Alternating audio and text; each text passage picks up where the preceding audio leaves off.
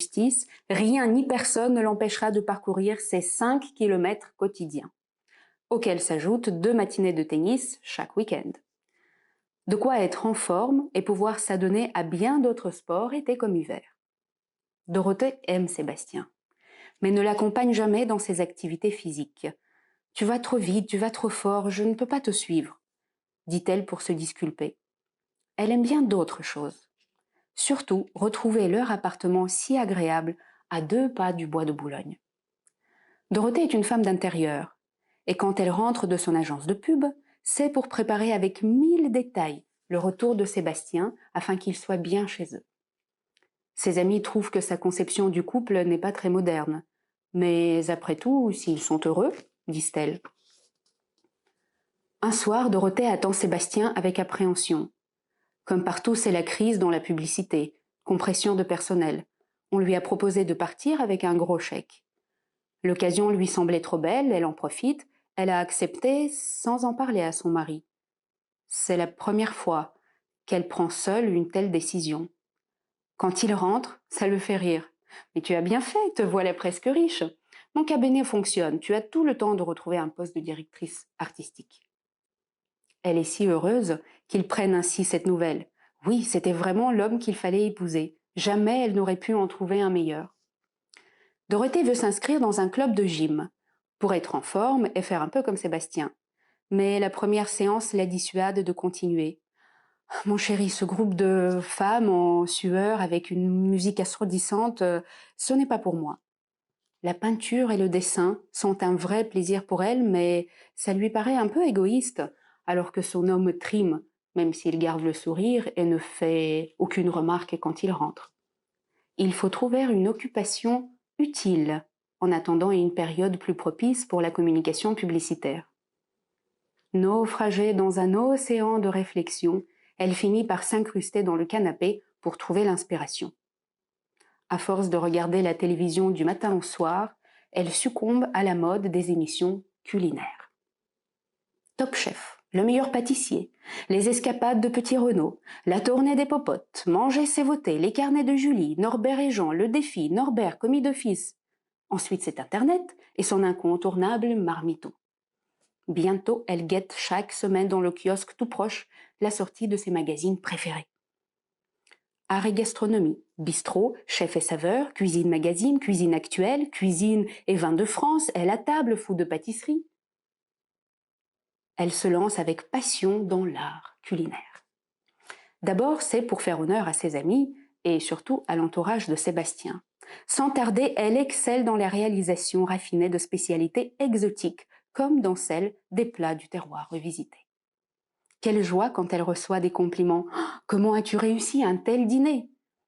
Les convives ont des yeux si gourmands, car ce n'est pas un plat qu'elle sert, c'est un repas gastronomique, des amuse-bouches aux mignardises.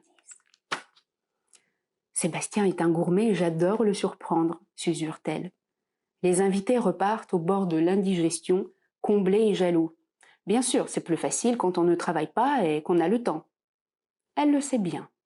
Aussi, Dorothée veut que son art soit au service de Sébastien et que chaque soir devienne une fête. Il ne refuse jamais le menu qui lui est servi et se régale. Mais un triste matin, la balance indique un chiffre fatidique. Impensable. Il se rend compte que, depuis quelque temps déjà, sa foulée est moins alerte, ses déplacements sur le cours plus lents, mais dépasser 90 kilos alors que son poids de forme est à moins de 80 kilos. Voilà pourquoi une bonne partie de sa garde-robe a été progressivement remplacée en à peine 6 mois. La décision est prise. Se surveiller à tous les repas, déguster sans jamais se resservir, éviter les inévitables et tentatrices friandises disposées dans le salon. Sport le matin et encore quelques foulées vigoureuses le soir, oui, cela coupe l'appétit. 3 kilos perdus en 15 jours. Petite victoire. Mais Dorothée ne comprend pas. Tu n'aimes plus ma cuisine. Tu préfères aller courir. Des kilos superflus? Moi, je te trouve très beau comme ça. Dorothée ne se laisse pas abattre. Elle a pris goût à ce nouveau savoir-faire et aux félicitations. Elle compte bien se perfectionner. Il y a de nombreuses écoles de cuisine à Paris. En cherchant bien, elle trouve ce qui lui convient. pas trop loin, pas trop cher et un nom sympa, le lapin toqué. Allez, va pour le lapin toqué.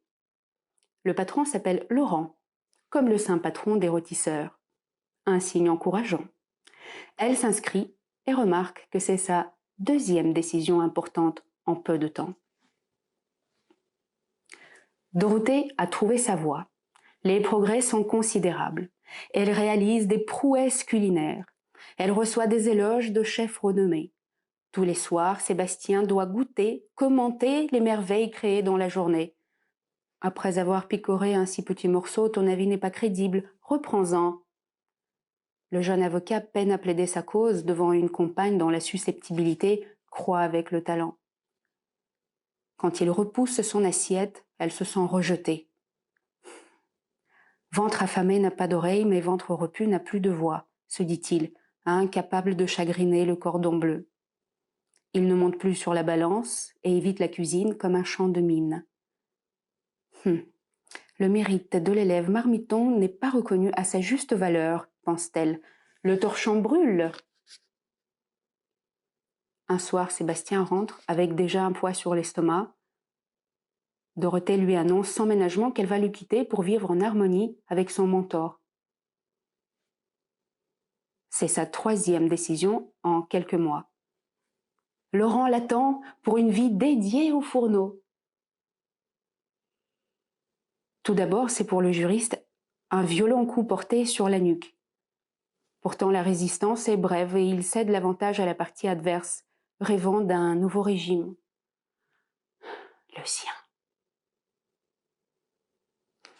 Plusieurs des compagnons de Michael demandèrent comment vivait Sébastien depuis cette séparation. Eh bien, pas si mal. Malheureusement, il ne mange plus que des plats surgelés et des pizzas. Et il a pris 10 kilos. L'histoire suivante, celle de Patricia, est nostalgique, elle. À tout de suite.